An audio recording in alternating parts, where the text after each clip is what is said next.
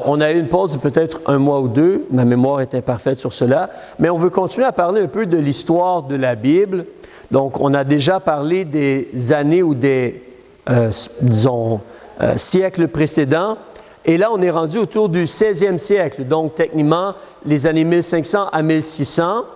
Et tantôt, je vais m'enseigner, on peut même considérer jusqu'à 1700 dans l'information qu'on veut regarder un peu ensemble. La prochaine étude va devenir très intéressante peut-être et vous allez apprendre des choses qu'on ne dit pas souvent aux gens, mais qui sont cruciales. Mais quand on considère donc cette période-là, on est rendu autour du 16e siècle, comme je dis, puis on a remarqué qu'en réalité, à ce moment-là, il y a comme 2 genres de Bible. On ne considère pas peut-être les sectes, qui des fois ont leur propre version de la Bible, mais techniquement, en gros, on a comme 2 genres de Bible. Tu as la Bible des catholiques, donc la Bible Vulgate en latin, généralement, et tu as la Bible que les gens qui croient l'Évangile, les gens qui sont nés de nouveau, ils ont la Bible entre leurs mains aussi. Comme on a vu, ils l'ont, puis ils la passent à l'autre génération, puis eux essaient de la donner aux autres pour que les gens lisent la Bible. Il est vrai aussi que ça, c'est plutôt si on considère vraiment de façon restreinte l'Europe. Parce que tu connais comme moi ce qu'on appelle les orthodoxes. Je ne pense pas que les orthodoxes avaient la Bible en latin. Ils avaient probablement la Bible en grec. Alors, donc, si tu vas plus vers l'Est, alors tu vas voir les gens orthodoxes qui, autour des années de mémoire 1100 quelque chose, se sont séparés complètement de Rome. Alors, ces gens-là ont peut-être la Bible en grec, ce serait une autre chose, mais en Europe même, on a l'Église catholique qui influence les royaumes, les rois, en France, en Espagne, etc. Et les catholiques ont leur Bible à eux en latin, mais les gens qui croient l'Évangile, qui sont nés de nouveau, ils ont la Bible en leurs mains. Donc, il y a comme 2 genres, 2 familles de Bible, 2 lignées de Bible. Si tu te rappelles aussi, on a vu comment dès le début, dans les années 200, 300, 400, il y a des gens qui veulent changer la Bible, qui veulent modifier la Bible. Évidemment, ce livre-là est comme une épée à 2 tranchants. Et donc, l'être humain n'aime pas ce qui est écrit dans ce livre-là souvent. Alors, je peux vous mentionner comme exemple, cette semaine, j'ai rencontré un homme et son garçon était là, garçon adulte, et sa fille adulte aussi, et j'ai parlé un peu, et entre autres dans la conversation, je disais comment Jésus-Christ, il est vrai, la parole de Dieu, elle est vraie. Et il m'a mentionné, la Bible, c'est les hommes qui ont écrit la Bible. J'ai dit non, la Bible, c'est une lettre d'amour que Dieu nous a donnée. Ah non, en l'an 2000, voyons donc, et tout cela, en l'an 2025. Les gens ne veulent pas reconnaître ce livre-là comme étant de Dieu, malheureusement. Et quand on considère que ce n'est pas un livre qui vient de Dieu, on se permet de faire beaucoup de choses avec ce livre-là, incluant le modifier. Mais les sauvés, ils ont la parole de Dieu, puis ils la transmettent à la prochaine génération. Alors nous, ici, dans cette Église, on travaille surtout en français, donc je vais parler beaucoup de la situation en français. Et justement, on étudie, on fait de la recherche, mais j'ai un livre ici écrit par un homme ce n'est pas un monsieur Baptiste, mais c'est un monsieur qui a fait l'histoire de la Bible française. Donc, il a étudié, il a regardé les choses historiques pour voir. Et dans le livre même, il nous explique lui-même qu'il y a 2 genres de Bible. Il y a la Bible que les catholiques ont utilisée et la Bible ensuite que, en ces mots à lui, comme les protestants ou même que les vaudois, les chrétiens bibliques, avaient. Donc, lui-même considère cela ou mentionne cette réalité-là. Il y a la Bible des catholiques et il y a la Bible des gens qui veulent vraiment croire la parole de Dieu et l'appliquer dans leur vie. Donc, quand tu regardes justement en français, il y a eu des gens qui ont essayé de traduire la Bible en français parce que, comme je dis, pour l'Église catholique, la Bible, elle était en latin. Les messes étaient en latin. Mais il y a des gens qui ont essayé de prendre la Bible et la traduire en français. Donc, comme exemple, si je regarde ici, il y a un monsieur qui s'appelle justement Jean de Sy, S-Y. Alors, c'est la Bible de Jean de Sy. Il a pris donc le texte catholique et il l'a traduit en français. Il a fait cela, selon les historiens, en 1355, 1355, pour que les gens puissent lire la Bible comme en français. Mais c'était la Bible catholique, la Vulgate, la Bible latine. Après lui, il y a un autre monsieur qui est venu. Il s'appelle Raoul de... On va agrandir ici. Voilà. Donc, Raoul de Preslès ou Presley, comment tu veux le prononcer?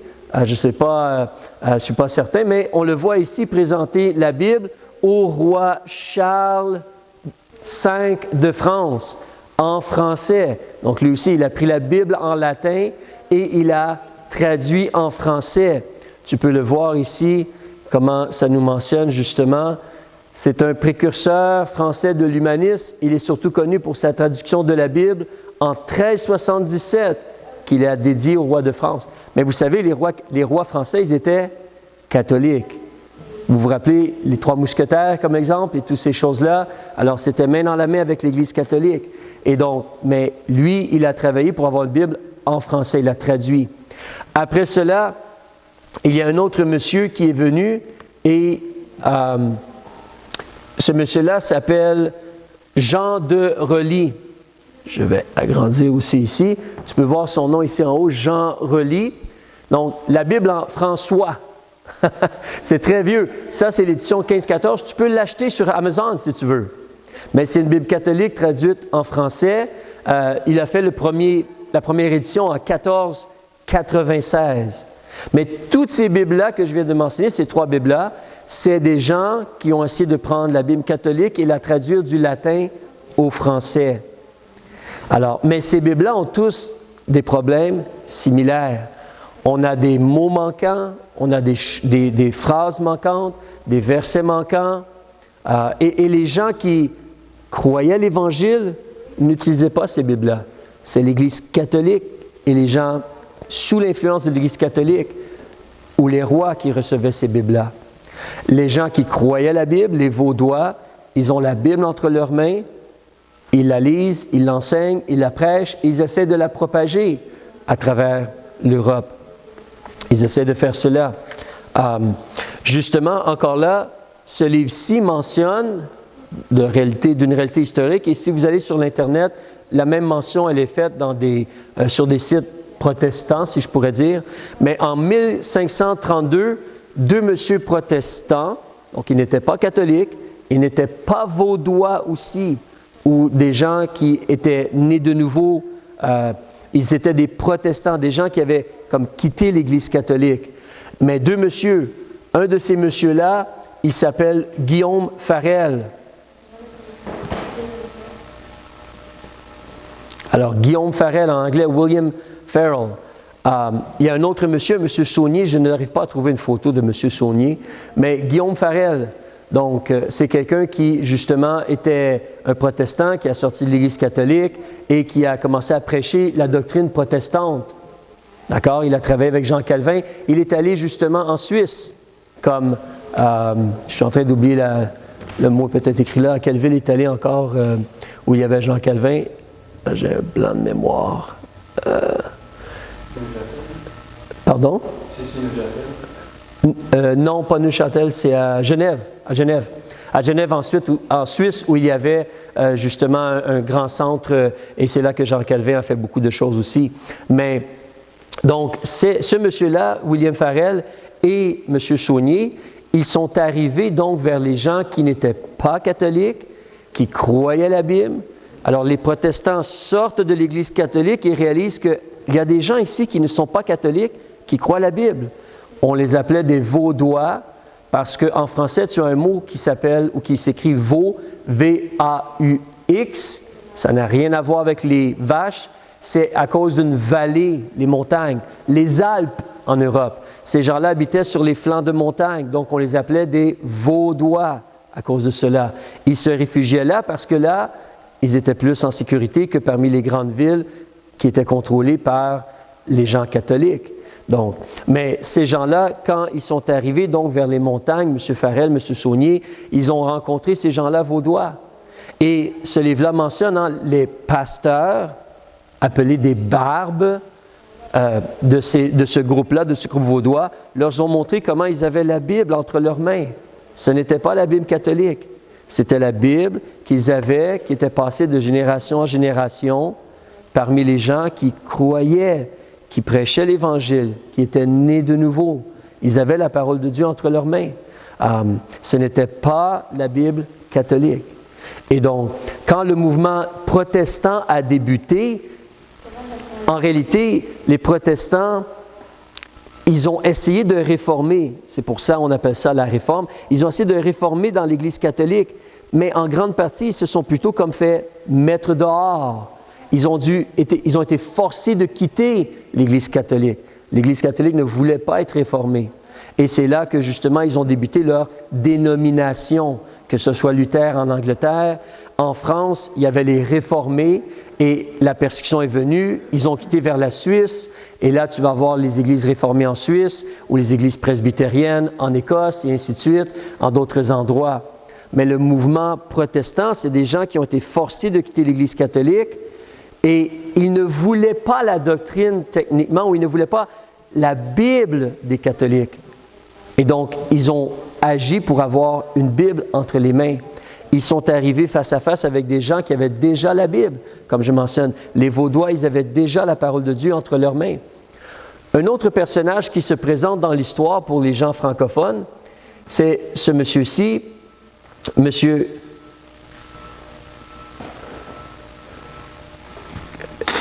Lefebvre, Jacques Lefebvre d'Étaples, c'est écrit en petit, mais Jacques Lefebvre d'Étaples. Lui aussi, il a agi pour avoir une Bible en français et non en latin. Donc, son travail a culminé, ou en réalité, il a imprimé ou fait imprimer une édition de la Bible en 1530, une Bible en français.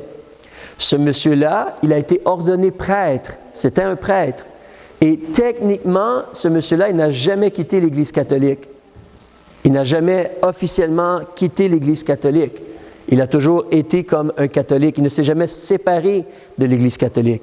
Mais il a travaillé sur le fait d'avoir une Bible en français. Il voulait que les gens aient la parole de Dieu entre leurs mains.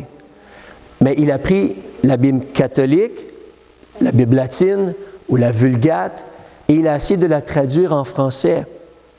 Donc, il a fait plusieurs changements cependant dans sa Bible, dans son travail.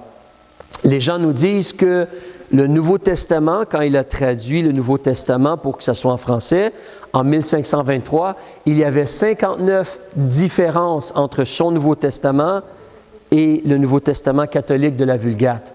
Entre autres, vous savez, l'Église catholique va demander aux gens de faire pénitence ou d'aller faire des choses comme cela. Donc, dans leur Nouveau Testament, ça disait cela, mais lui, il a changé cela pour « amendez-vous » ou « repentez-vous ». Au lieu de faire pénitence, repentez-vous. Alors, il a fait des changements. Mais une chose qu'on doit garder en tête, c'est lorsque les réformateurs, même Martin Luther, lorsque les réformateurs sont venus, ils ont été forcés de quitter l'Église catholique. Ils ne voulaient pas la Bible catholique. Ils voulaient avoir une Bible qui était fiable, qui n'avait pas de mots ou de versets manquants. Donc, ils ont travaillé. Ils ne voulaient pas non plus les manuscrits de l'Église catholique. Les documents, là, les rouleaux, ils ne voulaient pas ces choses-là. Ils ont choisi d'autres manuscrits à la place pour avoir une Bible dans leur langue.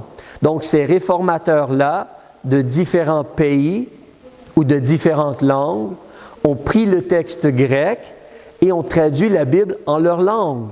Alors, tu vas voir comme exemple, Martin Luther a fait cela pour l'allemand en 1534. Ensuite, pour les Anglais, M. Tyndale aurait fait cela autour de 1535 et cela aurait été terminé par quelqu'un d'autre autour de 1537. Après cela, tu as la Bible King James en 1611, mais la Tyndale était là avant, basée sur le grec. En suédois, en 1541, quelqu'un a traduit la Bible en suédois. En espagnol, en 1569. En italien, en 1607. En hollandais, Dutch, 1637. Les Portugais, c'est venu un peu plus tard, il semblerait, en 1753. Et pour nous, en français, c'est en 1535 que quelqu'un, après avoir rencontré les Vaudois, justement, ils ont décidé, et c'est les Vaudois qui ont payé pour cela, 500 écus d'or pour faire imprimer une Bible en français qui n'était pas la Bible catholique.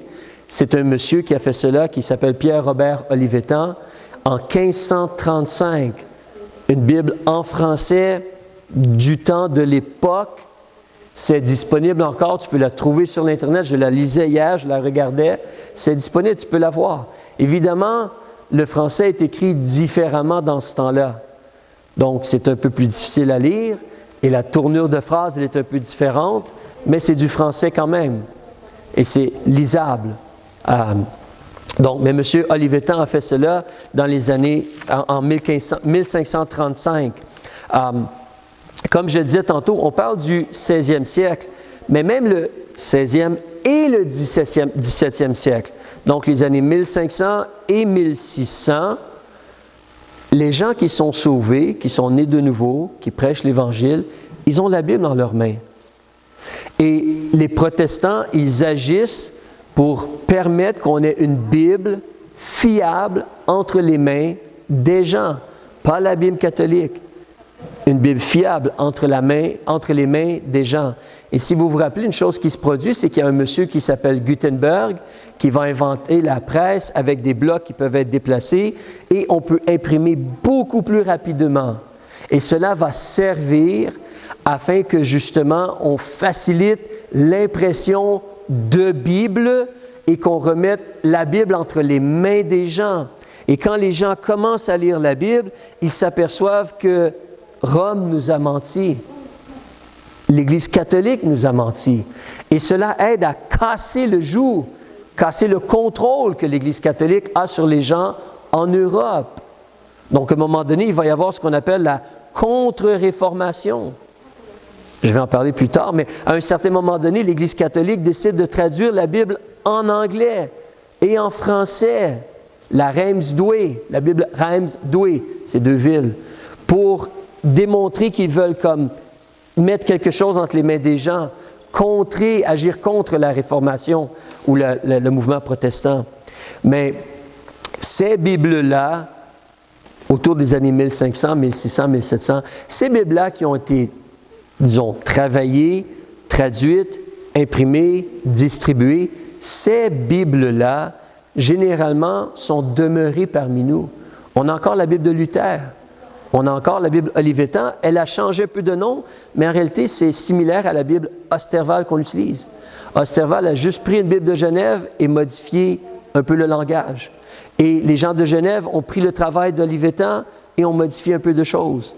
Mais ils n'ont pas recommencé à traduire dans ce sens-là.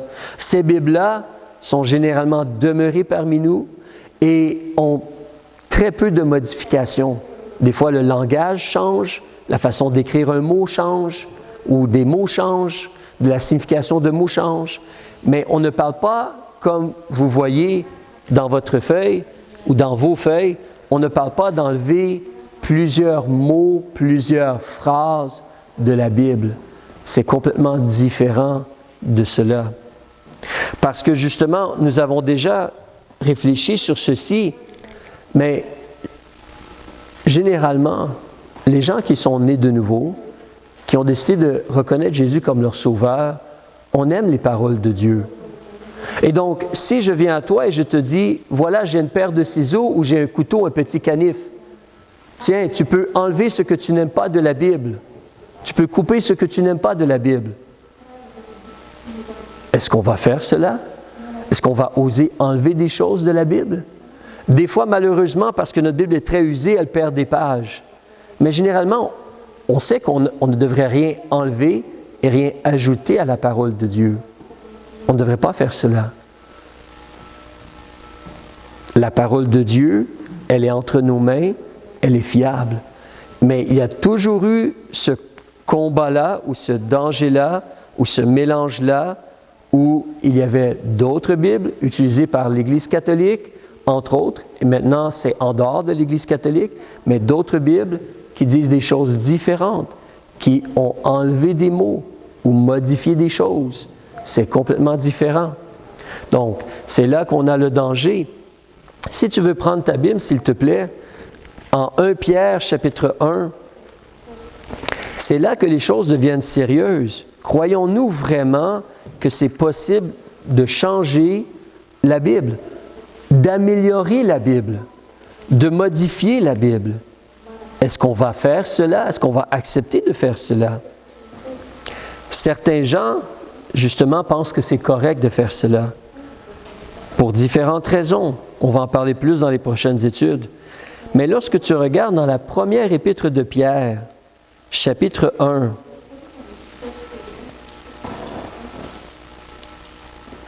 je vais débuter au verset 23. Il nous parle justement d'être né de nouveau ou ramené à la vie. On a souvent lu ce verset-là, mais Pierre nous dit qu'on est régénéré non par une semence qui est corruptible, mais par une semence qui est incorruptible. Quelle est cette semence-là? C'est la parole de Dieu qui vit et qui demeure éternellement. La parole de Dieu, elle est éternelle. Donc, elle n'est pas perdue, puis elle ne va pas changer. Oui, certains gens essaient de corrompre l'Évangile ou de corrompre la vérité, mais la vérité en tant que telle est toujours parmi nous, sur la terre. Et la parole de Dieu, la vraie parole de Dieu, elle est là, puis elle est incorruptible. Il termine en donnant un exemple au verset 24. « Car toute chair est comme l'herbe, et toute la gloire de l'homme comme la fleur de l'herbe. L'herbe sèche, et sa fleur tombe. » Oui, les choses de la terre vont en se dégradant. Même nous, les êtres humains, en vieillissant, est-ce qu'on s'améliore ou est-ce qu'on retourne un peu à « on a besoin d'aide », comme un petit bébé? On s'en va en diminuant ou en s'abaissant ou en dégradant. Et tout ce qui est autour de nous de végétation meurt avant l'arrivée de l'hiver. Mais au verset 25, la parole de Dieu, elle demeure éternellement. Elle ne meurt point, elle ne disparaît point, elle n'est pas perdue. Et c'est cette parole dont la bonne nouvelle vous a été annoncée. Quand M. Pierre parle, on a la parole de Dieu entre ses mains. On a la parole de Dieu entre nos mains. Et n'oubliez pas, entre Pierre et Moïse, qui a écrit les 5 premiers livres de la Bible, combien de centaines d'années y a-t-il? Il y a près de 1600 ans entre les deux, 1500 ans entre les deux. Moïse a vécu environ 1400 avant Jésus-Christ et M. Pierre a vécu après l'an 0. Mais Pierre, il sait qu'il a encore la parole de Dieu entre les mains. Il ne dit pas, je ne suis pas sûr ce que Moïse a dit. J'aimerais trouver la copie de Moïse qu'il a écrit lui-même pour qu'on puisse savoir ce que Moïse a écrit. Il sait ce que Moïse a écrit parce que Dieu a préservé sa parole. Et c'est la même réalité pour toi et moi. En réalité, la Bible, elle a été traduite dans nos langues, que ce soit l'allemand, ou le français ou l'anglais. Et la parole de Dieu, elle était là. Elle est encore là. Et malheureusement, il y a des gens qui ont décidé de croire autre chose et qui se permettent de changer des choses dans la Bible. Et ça, c'est le problème. Ça, c'est le combat. Mais nous sommes des gens du peuple, nous sommes des gens de la foi. Donc, quand tu considères l'histoire de la Bible, il faut réaliser, la Bible, elle était là. Elle est encore là. La Bible, Dieu l'a donnée. Et la Bible, Dieu l'a préservée. Et quand on est dans les années 1500, on a la parole de Dieu entre nos mains. On ne veut pas ces manuscrits-là. Il y en a d'autres manuscrits. Il y a d'autres genres de Bibles, les Bibles de l'Église catholique, mais on ne les veut pas, ces Bibles-là. On ne va pas prendre la Bible catholique et commencer à choisir de l'utiliser ou quoi que ce soit. On a la parole de Dieu en français et on l'utilise.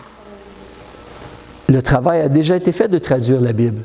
Et on a la parole de Dieu maintenant dans notre langue pour la lire. Et on peut la prendre et la remettre à la prochaine génération ou aux gens autour de nous pour les encourager de lire et de voir que Jésus est celui qui est mort à la croix pour nos péchés et qui est ressuscité pour notre justification. On ne veut pas, on n'accepte pas, on n'est pas d'accord avec des gens qui vont enlever des choses. Pas un peu.